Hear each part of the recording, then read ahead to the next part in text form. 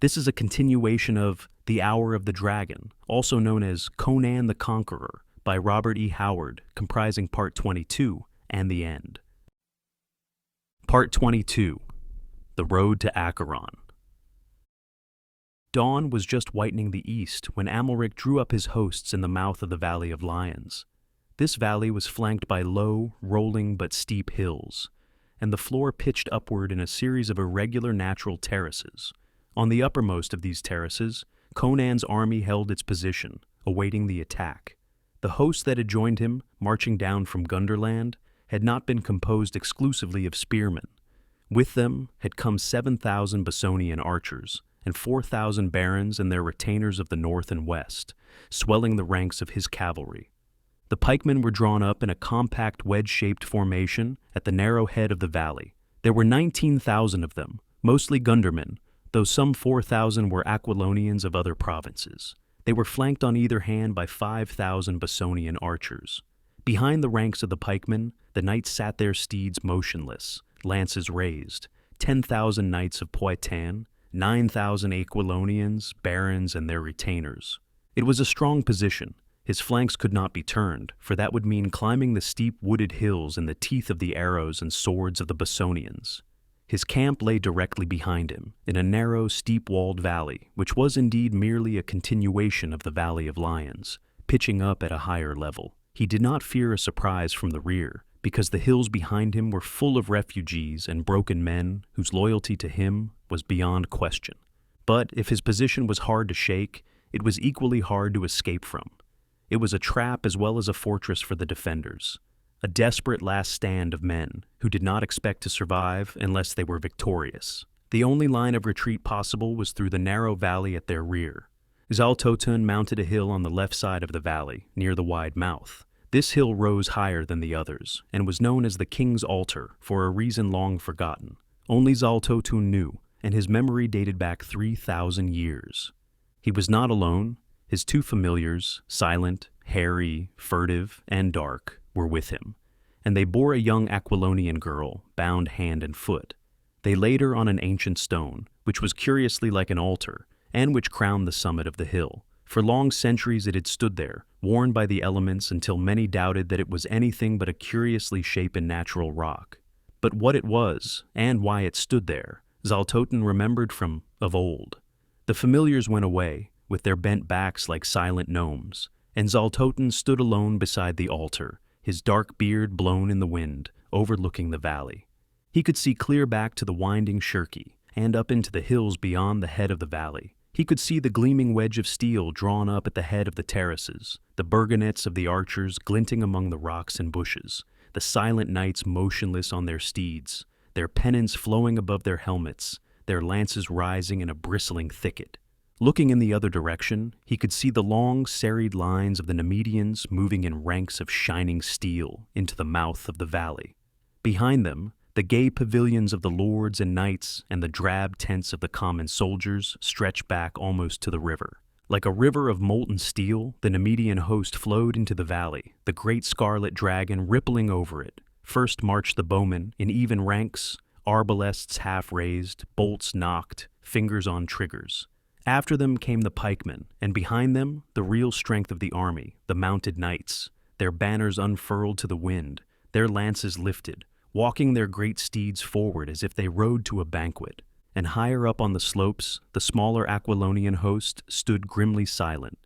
There were 30,000 Nemedian knights, and, as in most Hyborian nations, it was the chivalry which was the sword of the army. The footmen were used only to clear the way for a charge of the armored knights. There were 21,000 of these, pikemen and archers.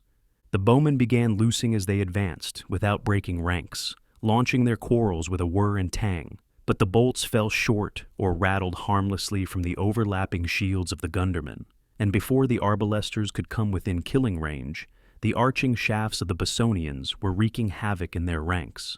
A little of this, a futile attempt at exchanging fire, and the Nemedian bowmen began falling back in disorder. Their armor was light, their weapons no match for the Bessonian longbows. The western archers were sheltered by bushes and rocks.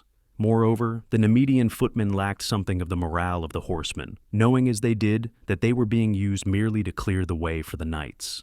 The crossbowmen fell back, and between their opening lines the pikemen advanced. These were largely mercenaries, and their masters had no compunction about sacrificing them. They were intended to mask the advance of the knights until the latter were within smiting distance. So while the arbalesters plied their bolts from either flank at long range, the pikemen marched into the teeth of the blast from above, and behind them the knights came on. When the pikemen began to falter beneath the savage hail of death that whistled down the slopes among them, a trumpet blew, their companies divided to right and left, and through them the mailed knights thundered. They ran full into a cloud of stinging death. The cloth-yard shafts found every crevice in their armor and the housings of the steeds. Horses scrambling up the grassy terraces reared and plunged backward, bearing their riders with them. Steel-clad forms littered the slopes. The charge wavered and ebbed back. Back down in the valley, Amalric reformed his ranks. Tarascus was fighting with drawn sword under the Scarlet Dragon. But it was the Baron of Tor who commanded that day. Amalric swore as he glanced at the forest of lance tips visible above and beyond the headpieces of the gundermen. He had hoped his retirement would draw the knights out in a charge down the slopes after him, to be raked from either flank by his bowmen and swamped by the numbers of his horsemen. But they had not moved. Camp servants brought skins of water from the river. Knights doffed their helmets and drenched their sweating heads. The wounded on the slopes screamed vainly for water. In the upper valley, springs supplied the defenders. They did not thirst that long, hot spring day. On the king's altar, beside the ancient carven stone, Zaltotin watched the steel tide ebb and flow. On came the knights, with waving plumes and dipping lances. Through a whistling cloud of arrows, they plowed to break like a thundering wave on the bristling wall of spears and shields. Axes rose and fell above the plumed helmets, spears thrust upward, bringing down horses and riders. The pride of the gundermen was no less fierce than that of the knights. They were not spear fodder, to be sacrificed for the glory of better men. They were the finest infantry in the world, with a tradition that made their morale unshakable. The kings of Aquilonia had long learned the worth of unbreakable infantry. They held their formation unshaken. Over their gleaming ranks flowed the great lion banner, and at the tip of the wedge, a giant figure in black armor roared and smote like a hurricane, with a dripping axe that split steel and bone alike. The Nemedians fought as gallantly as their traditions of high courage demanded, but they could not break the iron wedge, and from the wooded knolls on either hand, arrows raked their close-packed ranks mercilessly. Their own bowmen were useless, their pikemen unable to climb the heights and come to grips with the Bessonians. Slowly, stubbornly, sullenly, the grim knights fell back, counting their empty saddles. Above them, the gundermen made no outcry of triumph. They closed their ranks, locking up the gaps made by the fallen. Sweat ran into their eyes from under their steel caps. They gripped their spears and waited, their fierce hearts swelling with pride that a king should fight on foot with them. Behind them, the Aquilonian knights had not moved. They sat their steeds, grimly immobile. A knight spurred a sweating horse up the hill called the King's Altar and glared at Zaltotin with bitter eyes. "Amalric bids me say that it is time to use your magic, wizard," he said. "We are dying like flies down there in the valley. We cannot break their ranks." Zaltotin seemed to expand, to grow tall and awesome and terrible. "Return to Amalric," he said. "Tell him to reform his ranks for a charge, but to await my signal. Before that signal is given, he will see a sight that he will remember until he lies dying." The knight saluted as if compelled against his will and thundered down the hill at breakneck pace. Zaltotin stood beside the dark altar stone and stared across the valley at the dead and wounded men on the terraces, at the grim, blood-stained band at the head of the slopes, at the dusty, steel-clad ranks reforming in the vale below. He glanced up at the sky, and he glanced down at the slim white figure on the dark stone, and lifting a dagger inlaid with archaic hieroglyphs, he intoned an immemorial invocation. "Set, god of darkness, scaly lord of the shadows, by the blood of a virgin and the sevenfold symbol, I call to your sons below the black earth. Children of the deeps, below the red earth, under the black earth, awaken and shake your awful manes. Let the hills rock and the stones topple upon my enemies. Let the sky grow dark above them, the earth unstable beneath their feet. Let a wind from the deep black earth curl up beneath their feet and blacken and shrivel them. He halted short, dagger lifted. In the tense silence, the roar of the hosts rose beneath him, borne on the wind. On the other side of the altar stood a man in a black hooded robe, whose coif shadowed pale, delicate features, and dark eyes calm and meditative. "Dog of Asura!" whispered Zaltotin. His voice was like the hiss of an angered serpent. "Are you mad that you seek your doom? Ho, Baal! Chiron! Call again, dog of Acheron," said the other, and laughed. "Summon them loudly. They will not hear unless your shouts reverberate in hell." From a thicket on the edge of the crest came a somber old woman in peasant garb, her hair flowing over her shoulders, a great gray wolf following at her heels. "Witch, priest, and wolf," muttered Zaltotin grimly and laughed.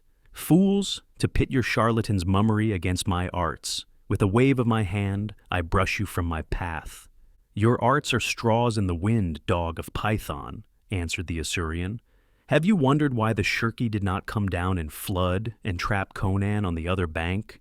When I saw the lightning in the night, I guessed your plan, and my spells dispersed the clouds you had summoned before they could empty their torrents. You did not even know that your rain-making wizardry had failed." "You lie!" cried Zaltotin, but the confidence in his voice was shaken.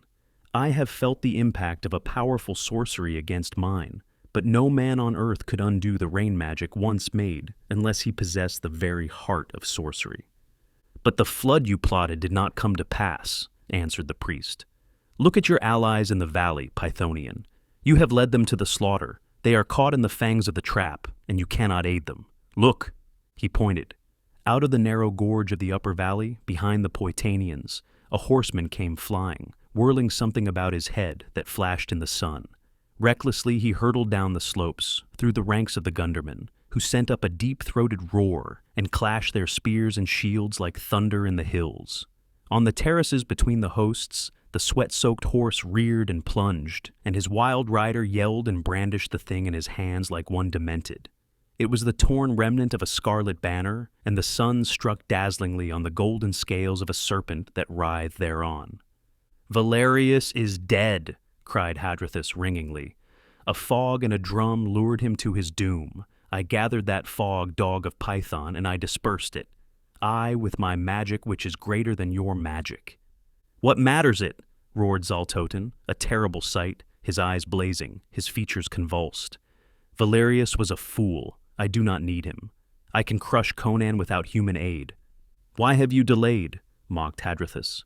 "Why have you allowed so many of your allies to fall pierced by arrows and spitted on spears?" "Because blood aids great sorcery," thundered Zaltotin in a voice that made the rocks quiver. A lurid nimbus played about his awful head. "Because no wizard wastes his strength thoughtlessly.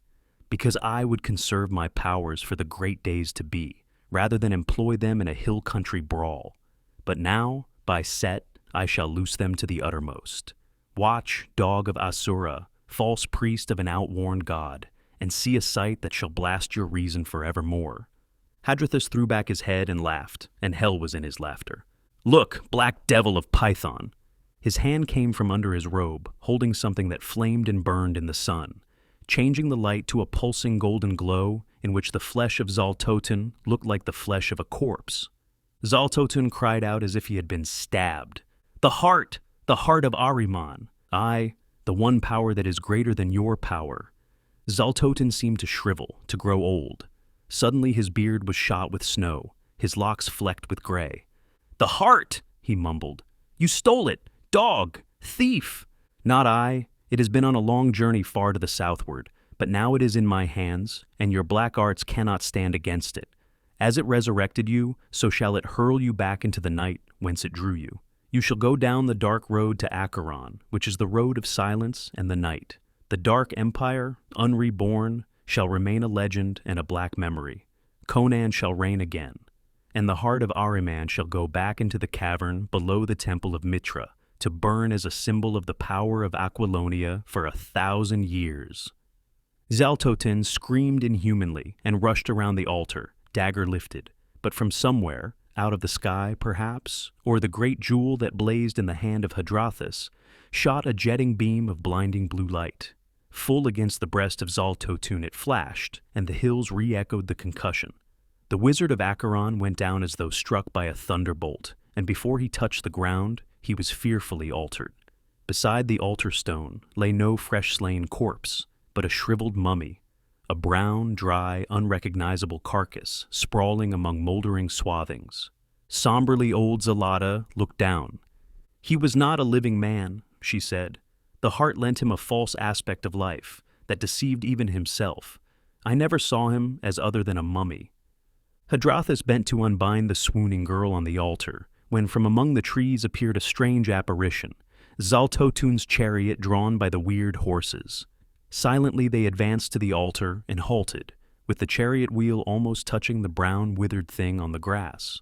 Hadrathus lifted the body of the wizard and placed it in the chariot, and without hesitation, the uncanny steeds turned and moved off southward, down the hill, and Hadrathus and Zalata and the gray wolf watched them go, down the long road to Acheron, which is beyond the ken of men.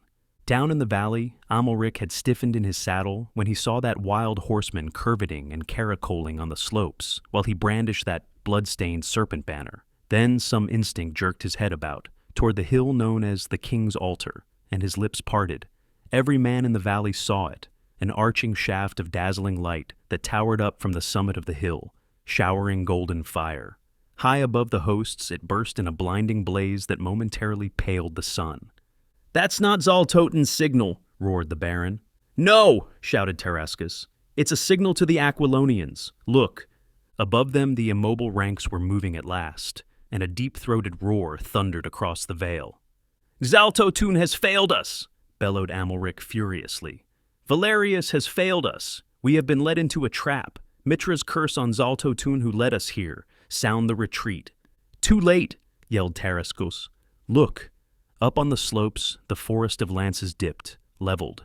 The ranks of the gundermen rolled back to right and left like a parting curtain, and with a thunder like the rising roar of a hurricane, the knights of Aquilonia crashed down the slopes. The impetus of that charge was irresistible. Bolts driven by the demoralized arbalesters glanced from their shields, their bent helmets. Their plumes and pennons streaming out behind them, their lances lowered, they swept over the wavering lines of pikemen and roared down the slopes like a wave. Amalric yelled an order to charge, and the Nemedians with desperate courage spurred their horses at the slopes. They still outnumbered the attackers, but they were weary men on tired horses, charging uphill. The onrushing knights had not struck a blow that day. Their horses were fresh. They were coming downhill, and they came like a thunderbolt. And like a thunderbolt they smote the struggling ranks of the Nemedians, smote them, split them apart, ripped them asunder, and dashed the remnants headlong down the slopes. After them on foot came the gundermen, blood-mad, and the Basonians were swarming down the hills, loosing as they ran at every foe that still moved. Down the slopes washed the tide of battle. The dazed Nemedians swept on the crest of the wave. Their archers had thrown down their arbalests and were fleeing. Such pikemen as had survived the blasting charge of the knights were cut to pieces by the ruthless gundermen. In a wild confusion the battle swept through the wide mouth of the valley and into the plain beyond. All over the plain swarmed the warriors, fleeing and pursuing, broken into single combat and clumps of smiting, hacking knights on rearing, wheeling horses. But the Nemedians were smashed, broken, unable to reform or make a stand. By the hundreds they broke away, spurring for the river. Many reached it, rushed across, and rode eastward. The countryside was up behind them. The people hunted them like wolves. Few ever reached Tarantia.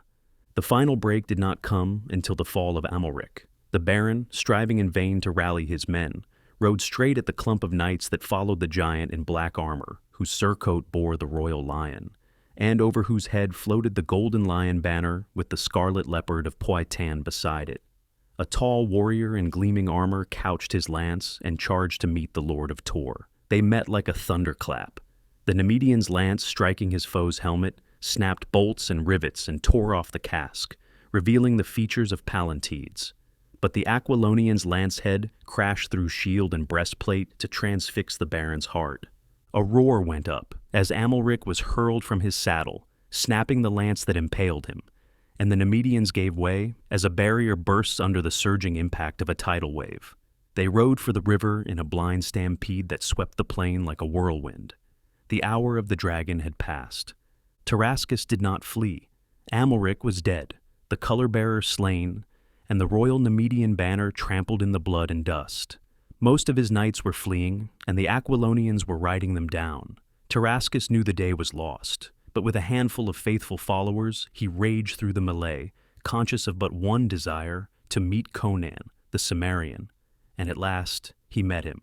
Formations had been destroyed utterly, close-knit bands broken asunder and swept apart. The crest of Trocero gleamed in one part of the plain, those of Prospero and Palantides in others.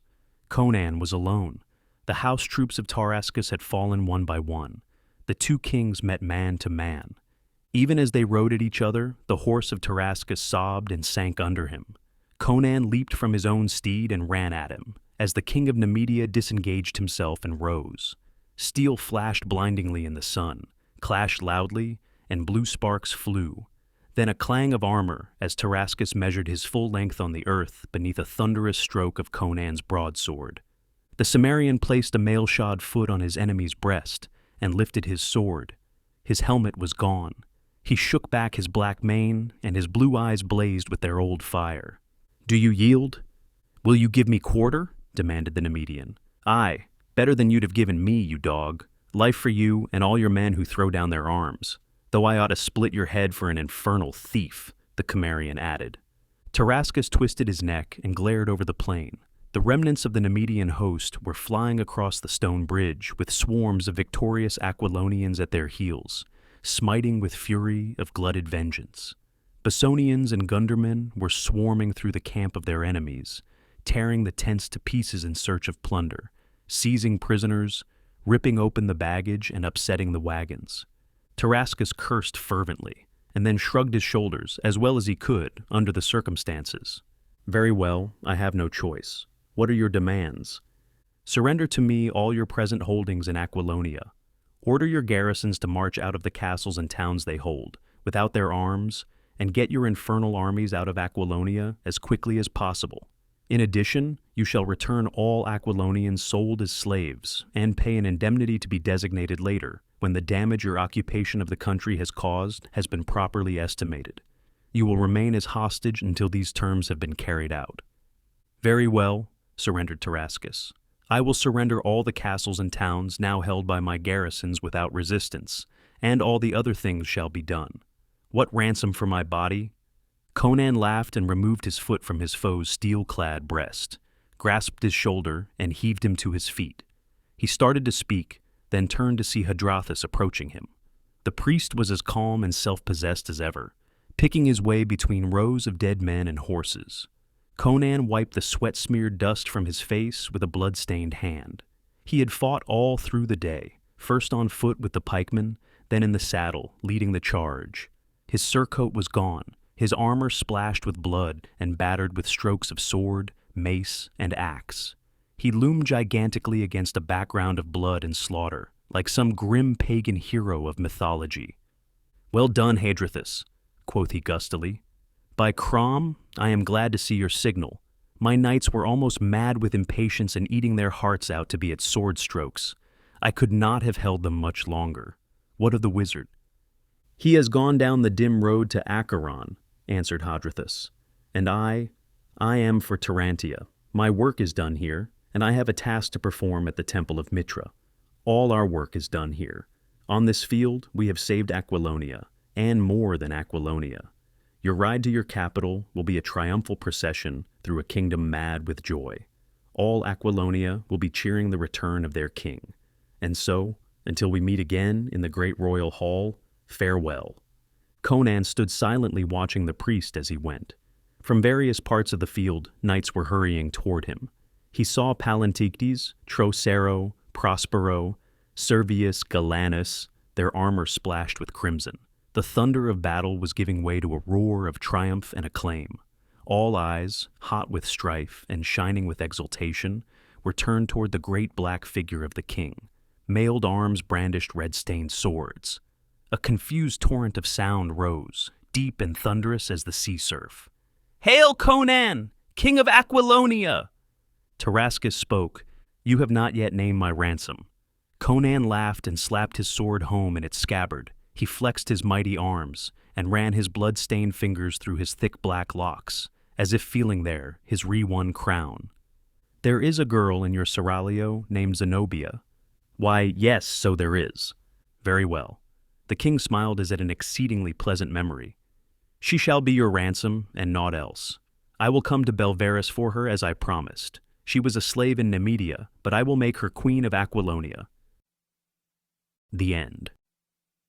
Best audiobooks for free hopes that you have enjoyed this production of The Hour of the Dragon, also known as Conan the Conqueror, by Robert E. Howard. Please subscribe to our channel on YouTube and Rumble, as your subscription is the support we need to create more great free content. Please look to our website at bestaudiobooksforfree.com for a complete list of our audiobooks.